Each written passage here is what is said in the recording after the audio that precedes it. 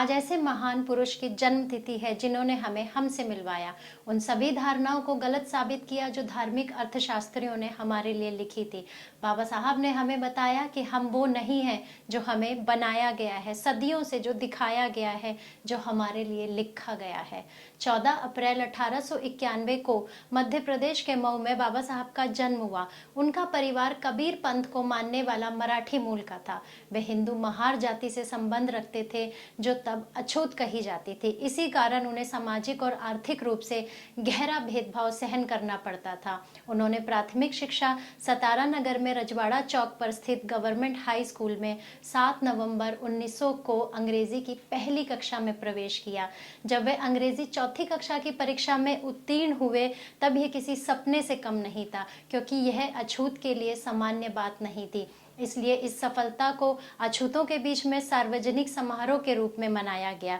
वे school तो जाते थे एक विद्यार्थी के रूप में, पर वहाँ भी उन्हें उनकी जाति के आधार पर ही देखा जाता था।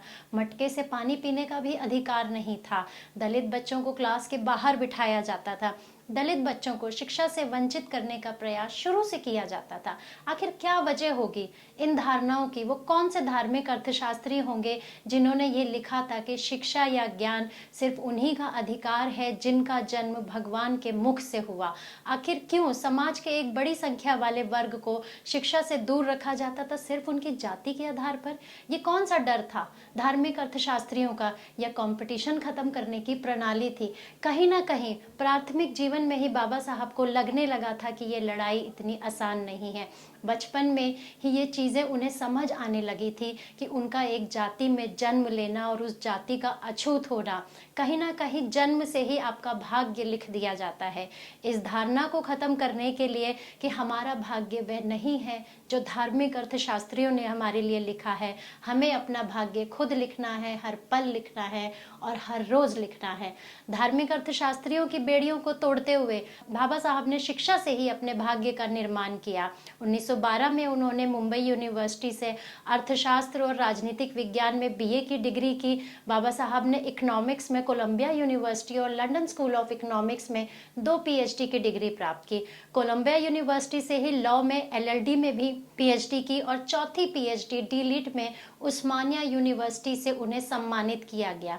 अगर बाबा साहब के संघर्षों और योगदान की बात करें तो उन्होंने दलित आदिवासियों के लिए मंदिर में प्रवेश, पीने के पानी, छुआछूत, ऊंच नीच जैसी सामाजिक कुरीतियों को मिटाने के लिए महाड़ सत्याग्रह, नासिक सत्याग्रह, मनुस्मृति दहन, येवला की गर्जना, पूना पैक्ट, काला राम मंदिर सत्याग्रह जैसे आंदोलन चलाए।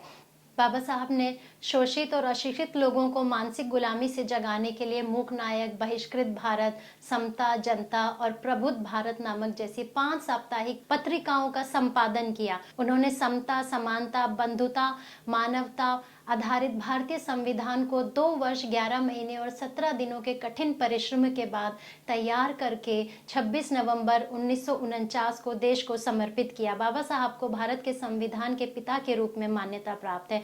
बाबा साहब द्वारा तैयार किए गए संविधान में व्यक्तिगत नागरिकों के लिए नागरिक स्वतंत्रता के लिए संवैधानिक गारंटी और सुरक्षा प्रदान की गई, जिसमें धर्म की आज़ादी, छुआछूत को खत्म करना और भेदभाव के सभी रूपों का उल्लंघन करना शामिल है।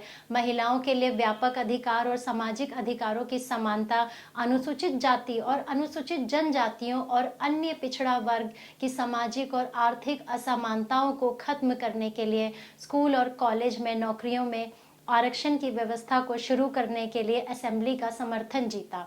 5000 साल से सताया जाना और असमानता, छुआछूत का शिकार होना, शिक्षा से वंचित रखना और मानसिक गुलाम में जीना, समाज के बड़े वर्ग को दरिद्रता में धकेल देना, इन सभी धार्मिक भ्रांतियों को खत्म करने के लिए संविधान में आरक्षण का प्रावधान किया गया। बाबा साहब आज़ाद भारत के पहले कानून मंत्री बने और 1947 में उन्हें संविधान मसौदा समिति का अध्यक्ष बनाया गया। 1991 में उन्होंने संसद में हिंदू कोड बिल रखा, जहाँ महिलाओं को संपत्ति का अधिकार, देना और तलाक का अधिकार देने का प्रावधान किया गया। इस बिल का विरोध होने पर उन्होंने नेहरू मंत्रिमंडल से इस्तीफा दे दिया। उन्हें किसी पद का लोभ नहीं था आज के नेताओं की तरह। वह एक समाज सुधारक दृष्टिकोण ही उनकी प्राथमिकता थी। भारतीय रिजर्व बैंक की स्थापना में उनकी भूमिका थी।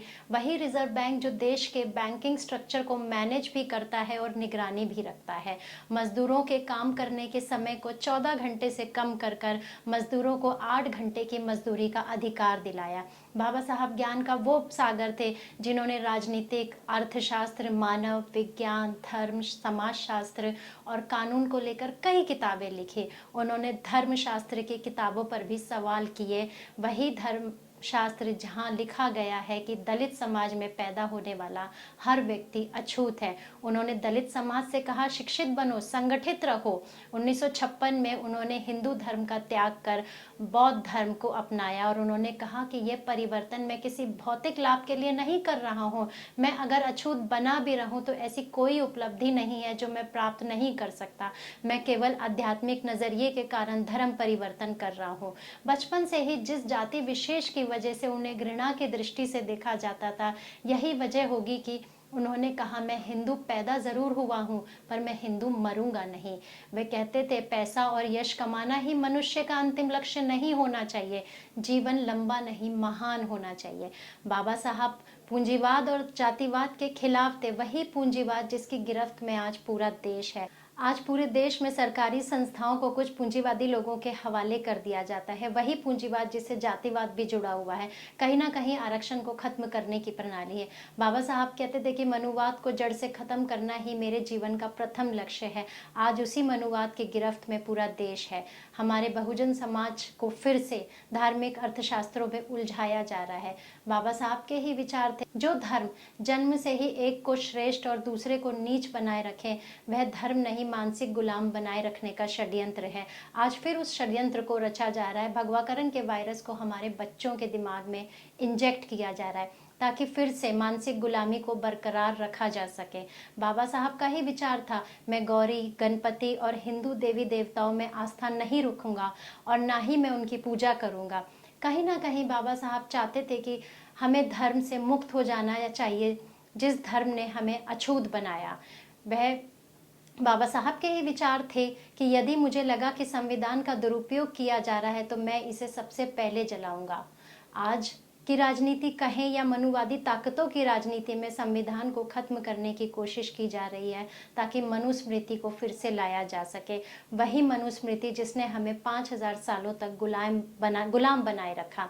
बाबा साहब के ही विचार थे कि जो कौम अपना इतिहास नहीं जानती वह कौम अपना इतिहास बना नहीं सकती। क्या लगता है आपको बाबा साहब ने ये बात क्यों कही थी कि हमें अपने इतिहास को जानना है? क्योंकि वह जानते थे सवर्ण समाज के लोग हमारे समाज को इतिहास में धकेलने की हमेशा कोशिश करेंगे।